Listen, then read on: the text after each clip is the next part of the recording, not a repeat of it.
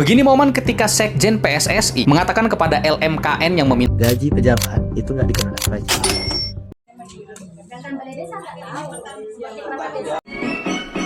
Ungkapan di mata orang Indo.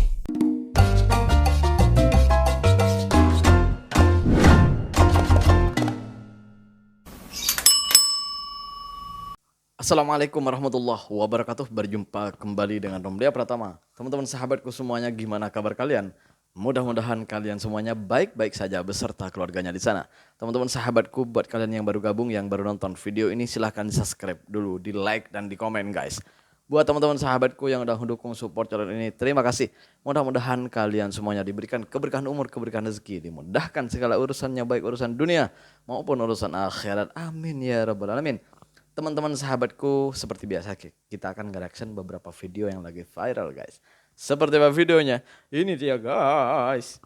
Begini momen ketika Sekjen PSSI mengatakan kepada LMKN yang meminta royalti pemutaran lagu bagi timnas dengan menyebutkan berisik, bikin gaduh, dan hapus aja aturannya, tidak produktif. Respon ini muncul pada saat LMKN menanyakan royalti terkait lagu Tanah Airku yang biasa dinyanyikan oleh timnas. Jadi buat yang belum tahu, timnas Indonesia itu lagi menghadapi polemik dengan LMKN, Lembaga Manajemen Kolektif Nasional, yang kita tahu sendiri meminta royalti di beberapa lapisan masyarakat termasuk kafe, restoran, hotel, dan kali ini adalah timnas Indonesia. Nah, timnas Indonesia menyanyikan lagu Tanah Airku. Nah, ini ada royaltinya menurut beberapa sumber berita dan harus membayar royalti pada LMKN. Namun dengan berbagai macam berita yang ada, akhirnya komisioner LMKN mengklarifikasi pernyataan tersebut. Menurut mereka, lagu Indonesia Raya, khususnya Indonesia Raya, Tanah Airku, dan lagu-lagu perjuangan itu berstatus publik sehingga tidak ada perlindungan hak cipta atas karya tersebut. Dan itu juga termasuk lagu Tanah Airku, yang artinya berita ini masih belum jelas dan simpang siur sebenarnya. Nah, karena adanya berita tersebut, akhirnya Sekjen PSSI mengatakan berisik, bikin gaduh, hapus aja aturannya, dan tidak produktif. Karena hal ini menimbulkan kegaduhan. Apalagi yang menyanyikan lagu Tanah Airku itu bukan hanya pihak timnas, tapi seluruh rakyat yang berada di stadion. Karena kita tahu sendiri kan, itu merupakan lagu perjuangan bangsa. Beberapa netizen pun mempertanyakan, kenapa sampai lagu nasional juga harus ada isu ditarik royaltinya.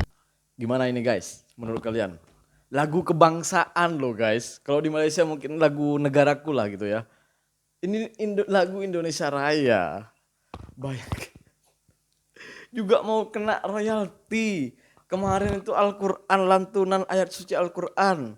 Mau kena royalti. Sekarang Indonesia Raya. Nanti tahun depan mungkin ya. Mungkin di Indonesia ini gak ada lagi tuh nyanyian lagu kebangsaan di ulang tahun RI. Di 81 nanti, 2026. Karena kena royalti guys. Aduh, parah sih, parah. Semiskin itu kita ya. Sampai semuanya mau dipajakin. Astagfirullahaladzim. Kok gimana pejabat kita kok nggak ada yang mikir gitu ya buat aturan ya. Buat, ya Allah ya Rabbi. Kayak nggak berpikir macam mana dampaknya untuk rakyat. Macam, ya Allah. Kok segitunya negaraku guys. Kok semiskin itu gitu ya. Katanya kita negara kaya. Kok astagfirullah. Sampai lagu kebangsaan aja mau harus bayar royalti. Nanti upacara tuh ya, upacara bendera tuh. Pas lagi 17 Agustus nanti, tahun depan nih. Mungkin nggak ada yang melantunkan lagi lagu kebangsaan tuh. Mungkin gini aja.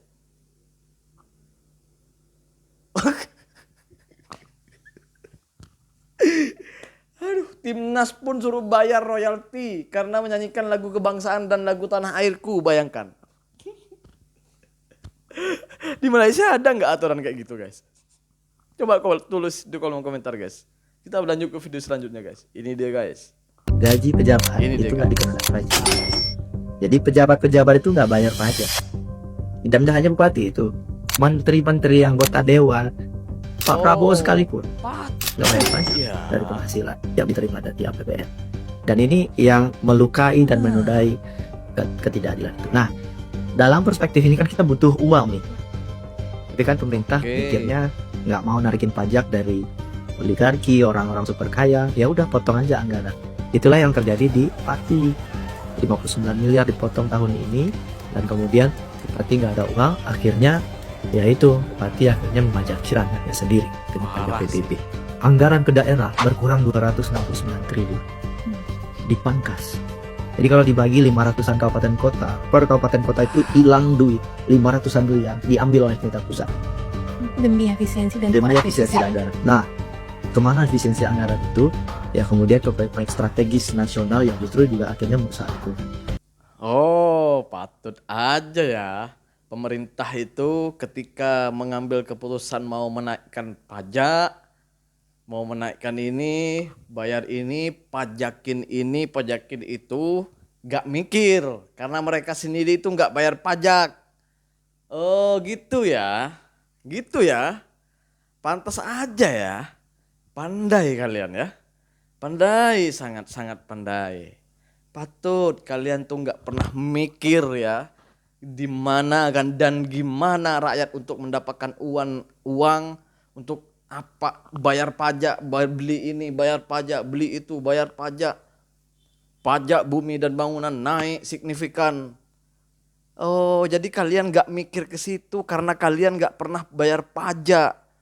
Karena kalian gak dipun pajak gitu ya. Pandai. Gue heran nih sama orang yang selalu marah ketika ada yang mau mengkritik pemerintah. Dan ada orang yang marah yang katanya pemerintah ini udah bener jalannya. Bener dari mana sih?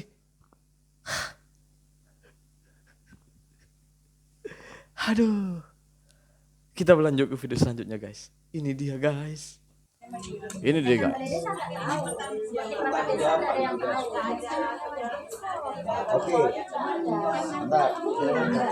Oh ya, ini gue udah itu terjadi di Dusun Salak guys.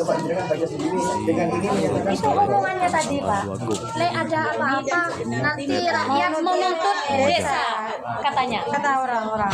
Kok bisa nuntut desa? Desa nggak tahu. Ada lewat desa yang ini timnya. Ada sekelompok orang datang ke sana jual minyak goreng. Gimana Pak, maksudnya sudah masuk di HP Pak? Kalau masalah yang sudah masuk saya jamin aman. Jaminannya dengan apa? Kita ada jaminan yang seperti itu. Kalau memang mending dihapus semua. Foto-foto yang tadi di ya gini aja, ambilkan materai mas, bikin surat pernyataan. Iya. Terus saya minta data yang sudah ada, hapus gitu. Udah tadinya Biar nggak membangun image di masyarakat ada jalan dan lain-lain. Agar dan lain-lain. Saya tunggu timnya, kenapa nggak? turut beli minyak. Saya minta KTP-nya kenapa nggak? Ini karena datang jadi banyak orang yang daftar. Semuanya.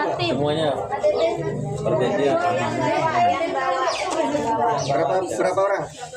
Yang tidak membawa silakan pakai identitas yang lain, SIM dan lain-lain. Karena ini di Lumajang, ya dari bagas bangkolnya bukan punya. Nah, kejadian ini tuh terjadi di Dusun Salak, guys. Entah desa Salak apa Dusun Salak, gue gak seberapa paham di sana. Tapi yang menurut informasi itu di Dusun Salak di Kecamatan Randuagung, Kabupaten Lumajang gitu, guys. Ya mohon dikoreksi kalau salah, mohon maaf gitu. Yang pasti di sebelah lah, di 40 menit dari rumah saya ke sana gitu, guys. Jadi di kampung ini tuh ada orang datang, ada beberapa orang datang gitu. Beberapa sekelompok orang datang ke sana bawa minyak, dijual minyak itu satu botol itu guys. Gitu dijual 10.000. Jadi orang tuh datang semuanya karena minyak goreng itu mahal di kita ya, di tempat kita gitu. Di sini. Jadi ada orang jual murah. Orang datang tuh banyak guys. Beberapa kampung itu datang semuanya karena ada jual murah kan. Gitu. Jadi tapi dengan satu syarat, bisa beli minyak itu dengan satu syarat guys. Harus bagi IC, dan IC-nya difoto, terus orangnya difoto, digambar gitu guys. Lalu diambil semua data-data dokumen lah gitu guys. Karena orang-orang tuh ramai banget, jadi polisi datang akhirnya menanyakan legalitas dari orang-orang yang mau jual itu, kenapa murah, kenapa itu ditanyakan. ternyata guys, itu menurut berita yang gue dapet itu ternyata orang-orang kita itu kena tipu. Dan kalau nggak salah ya, jadi foto dan identitinya itu, dokumennya itu untuk pinjol atau pinjaman online gitu guys. Ya, seperti itulah guys. Kenapa ini semua bisa terjadi?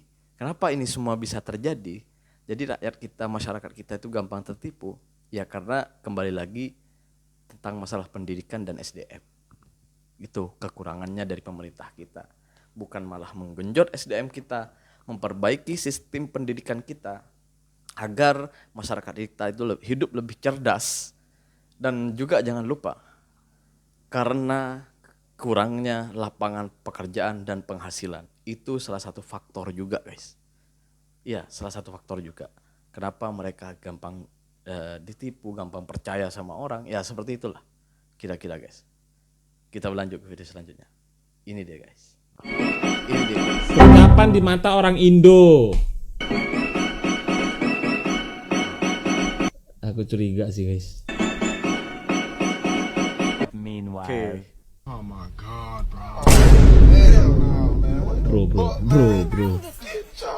Bro.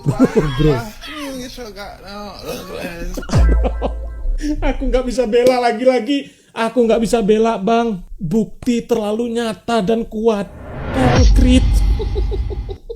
Gue udah curiga tadi bang. Gue juga udah curiga tadi bang. Dengan video ini. Perindavan di mata Indonesia, ternyata Indonesia juga sama. Ya Allah. Ini kadang kita itu nggak koreksi diri ya. Kita selalu nuduh orang kayak gitu, nuduh negara orang kayak gitu. Ternyata kita lebih parah. Terima kasih buat semuanya. Assalamualaikum warahmatullahi wabarakatuh. Jangan lupa selawat guys.